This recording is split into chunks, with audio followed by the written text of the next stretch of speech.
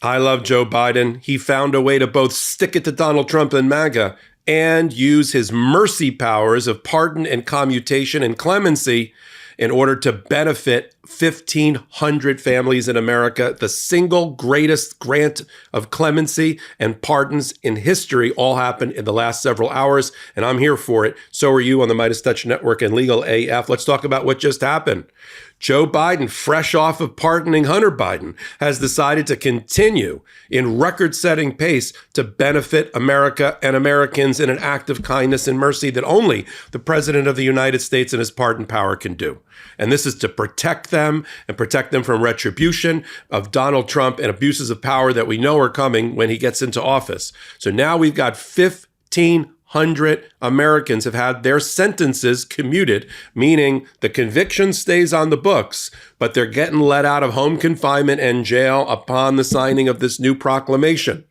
Those are for people that have been rehabilitated, who have had nonviolent crime or not threats to society, and it will strengthen communities and their families by letting them out early. That's the commutation part. That's the big number, 1,500. By comparison, the next largest exercise of the commutation power and the clemency power by a president was Barack Obama when he did 330. This is almost 5 times as much. Kudos to Joe Biden. I'm going to read you from his statement in a moment. On the pardon side, which is a complete exoneration, and the felony and the misdemeanors get wiped off the books, Joe Biden and his team have gotten together, and they have right now, they're not done yet, have pardoned 39 Americans, primarily who have been convicted for committing those quote unquote crimes of being gay in the military or nonviolent marijuana use. Joe Biden is always, and he said this publicly, he always thought that he had done a disservice back in 1994 when he sided with Bill Clinton and passed a crime bill that put a lot of people who committed low-level drug use crimes and put them in jail for a long, long time, including within the Black and brown community.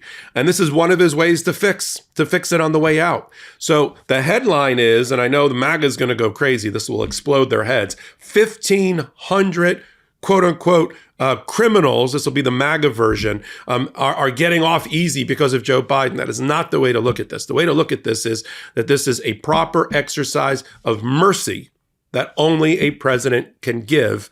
And there are more to come. There are more to come. I think this is a great sign for what I've been calling for, which is more pardons and more clemency and not less, and especially on the pardon power, to protect those that protected democracy, prosecutors, judges, lawmakers, FBI investigators, attorneys general, who went after Donald Trump appropriately after 2020 and his reign of terror, and now are on the hit list for Donald Trump, his FBI potential director, Kash Patel, Pam Bondi, his attorney general, and the rest. They need pardon protection too. Let's talk about what Joe Biden's statement to the public is that went along with this extraordinary, historic commutation of 1,500 sentences for Americans. He said, as president, I have the great privilege of extending mercy to people who have demonstrated remorse and rehabilitation, restoring opportunity for Americans to participate in daily life and contribute to their communities, and taking steps to remove sentencing disparities for nonviolent offenders, especially those convicted of drug offenses. That's, if you were convicted of crack, you went away for life. If you were convicted of cocaine, you went away for 10 years or 5 years. Black and brown community disproportionately impacted by that distinction in the law from the 1990s. Now, let's get past that. I'm not done. And apparently Joe Biden's team isn't done either, because they've let it be known they're continuing to evaluate appropriate use of Joe Biden's clemency and pardon power from now until January 20th at 11:59 a.m. And I applaud that. One of the single biggest predictors of how long you live and how good you feel while living is your metabolic health. Now, I strongly believe that you can't manage what you don't measure. And metabolic health can be difficult to measure. This is why I use levels to track my daily health metrics and habits and ultimately optimize my metabolic health. Levels helps me understand how my food and lifestyle decisions are impacting my health. In the short term, I use levels to optimize my energy levels during the day and manage weight. In the long term, I'm thinking about the many chronic diseases that are directly linked to metabolic health, including diabetes, heart disease, and Alzheimer's. I use levels with a continuous glucose monitor to get my own personalized data, which I've found to be really powerful to understand my own unique physiology. But you can also now use levels without a continuous glucose monitor. I never realized how much a simple pizza could really spike my glucose until I started using levels. Levels provides me with powerful, real-time, personalized information on how my body responds to different foods and activities. Having access to this data is a critical step to making better choices that will, over time, have a huge effect. Levels has recently launched some exciting new features to help you track your macros: protein, fiber, fat, carbohydrates, and sugar, and to create daily habits around your health goals. They also provide insights based on trends in your health metrics to help guide you to make decisions that will have a positive impact on your health. Metabolic health is about glucose and much more, and Levels now helps you keep track of it all. Now is a great time to get started if you've been waiting for the right time to join Levels to improve your metabolic health. Right now, Levels is offering my listeners an additional 2 free months of the Levels annual membership when you use my link, levels.link/legalaf. I don't know how long this offer will last. So if you've been interested in learning more about your metabolic health, now is the time to get started. I've said it on a number of hot takes, and I'm going to say it again here until it happens. There are people that have been named by Donald Trump and Kash Patel and other in MAGA world as enemies of the people and enemies of the state that need to be protected by Joe Biden. Michael Cohen on this network needs to be protected by Joe Biden and be given a pardon.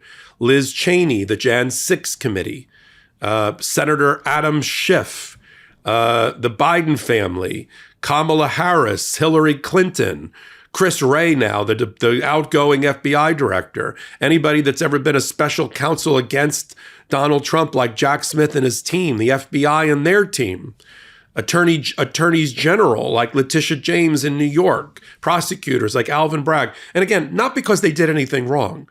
Okay, it's because it doesn't matter whether they did anything wrong and all they were doing was their job and their civic duty and their public service to follow the evidence where it leads against a criminal president. We all know he's a criminal. He was a criminal president. He's a criminal president-elect, and he will be a criminal president again. But these people need protection. Now, whether they want to accept the pardon or not, that's up to them. You can always reject a pardon and say thanks, but no thanks. I think there should be another Excel spreadsheet of pardons that Joe Biden's office, led by his chief of staff, and his White House counsel should be preparing. They're the ones that are vetting this issue, and they should be bringing it to Joe Biden on a daily basis. There's 2 things I want to see Joe Biden focus on. I want to use his pardon power, his clemency power, and those things around his executive power, his executive orders that he can still do to strengthen his policies and protect them from the onslaught of Donald Trump. His team has no other role for me and no other goal for me, top to bottom, than to review all of his executive orders and all of the laws that he's changed and made and make sure he takes whatever steps are necessary to thwart Donald Trump when he returns to office. I'll give you another example. There are 40 or more people on death row that I think they're in an Indiana federal penitentiary. Donald Trump will execute all of them. He executed 13 in the first 6 months when he took office the last time, after the federal death penalty hadn't been exercised in over 20 years. He's going to do it again. Within a year, those 40 people are going to be dead. Now, I'm not here to debate what they did. I'm just talking about federal death penalty. And that is a place where Joe Biden, showing active mercy, can commute those sentences, not let them out of jail, commute those sentences to life imprisonment without possibility of parole. Okay, and get them off the death watch. which has its own brand of cruel and unusual punishment. That these people have been sort of under the guillotine's knife or edge for the last, 4, 5, 10 years. And so that's something he can do. He can close detention centers that would be used for the roundup of undocumented. He can make it harder for Donald Trump to do those things. There's lots of things he can do. I just did a hot take about Joe Biden shutting down the Judges Act that would have given Donald Trump on day one 65 new federal judge vacancies to fill. The Republicans have been playing unfair. They have denied Joe Biden the right to fill his vacancies, right? They had to make a horse trade in the Senate to kind of give up on 5 or 6 judges, including appellate court judges, in order to get the last 10 or 15 appointed. They didn't pass the bill, the law that would establish the 65 until they waited to see if Donald Trump was going to win. And so forget it. As we said, it's time for sharp elbows. It's time that we go to the lengths and depths of the Republicans within the rules. But we got to do the right thing. Got to protect Americans. I love this exercise of mercy and the clemency and pardon power by Joe Biden. And there's lots more coming. Follow it here on the MeidasTouch Network and on Legal AF. Legal AF, you can come over also to our new Legal AF YouTube channel we're doing in collaboration with the MeidasTouch Network, where I'm the chief curator, Michael Popok, over at Legal AF MTN. So until my next reporting here on the MeidasTouch Network, I'm Michael Popok. In collaboration with the MeidasTouch Network, we just launched the Legal AF YouTube channel. Help us build this pro-democracy channel where I'll be curating the top stories, the intersection of law and politics. Go to YouTube now and free subscribe at Legal AF MTN. That's at Legal AF MTN.